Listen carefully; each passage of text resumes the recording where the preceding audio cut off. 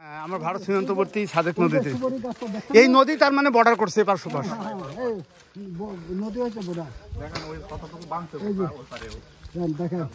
ওই পারে যে বাড়িগুলো, ওটা কি বাংলাদেশ না ইন্ডিয়া? এইটাই নদী না? হ্যাঁ, নিচে নামা যাবে না? চলেন খাল পর্যন্ত যাই।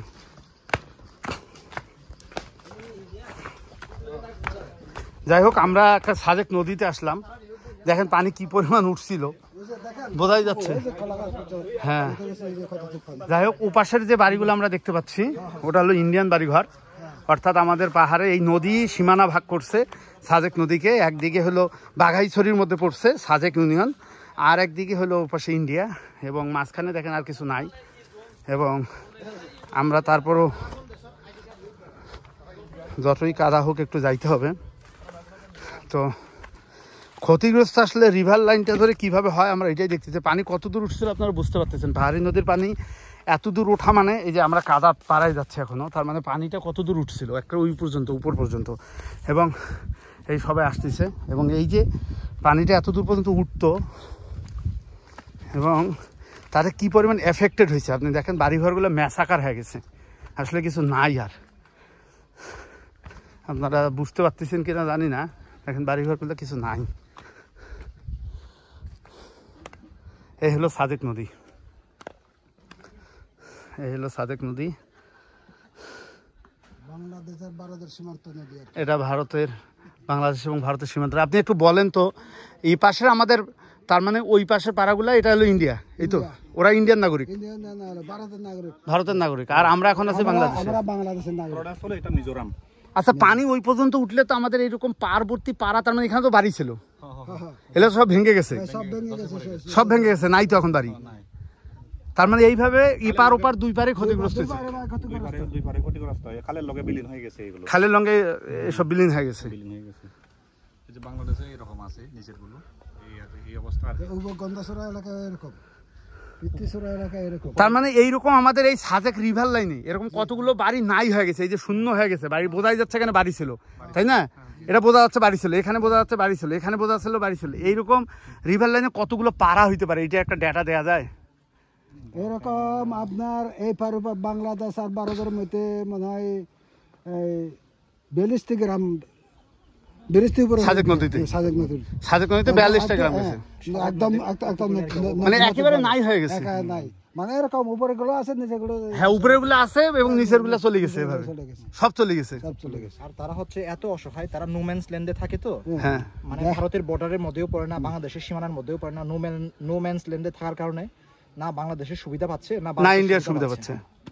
বুঝতে পারছি, কিন্তু আমাদের দায়িত্ব তো আমাদের দেশে যারা একেবারেই চলে গেছে তাদের জন্য তো আমাদের, তাদের তো অন্য জায়গায় আমরা বলি যে বাড়ি ভাঙ্গি পড়ছে, এখানে তো বাড়ি নাই হয়ে গেছে ভাই, এটা তো পুরো নাই, একেবারে নাই।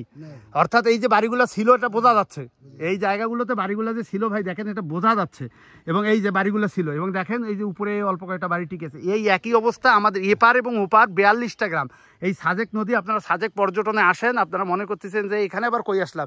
এই যে সাজেক নদী, এটার পানি কত দূর উঠছিল এটা তো আপনি কাদা দেখে বুঝতে পারতেছেন, একেবারে ওই মাথা পর্যন্ত, ওই যে আমাদের সবাই যে দাঁড়ায় আছে ওই মাথা পর্যন্ত। তাহলে কত পরিমাণ পানি আসছিল এটাতে, তাহলে এই গ্রামগুলো কিভাবে বিলীন হয়ে গেছে এবং স্রোতে। এবং ভয়ঙ্কর একটা ব্যাপার, আমরা অন্য জায়গায় যেমন দেখতে পারি যে বাড়িঘর ভাঙ্গা পাওয়া যায়, এখানে একেবারে বিলীন হয়ে গেছে। এবং এটা খুবই, আমরা সীমান্তবর্তী অঞ্চল বলে আমাদের দেশের নাগরিক, আমরা আসেন চলেন, আমরা এই জিনিসগুলো আমাদের একেবারে সীমান্তবর্তী অঞ্চলের মানুষদের যদি না দেখি তাহলে আসলে দেখবে কে?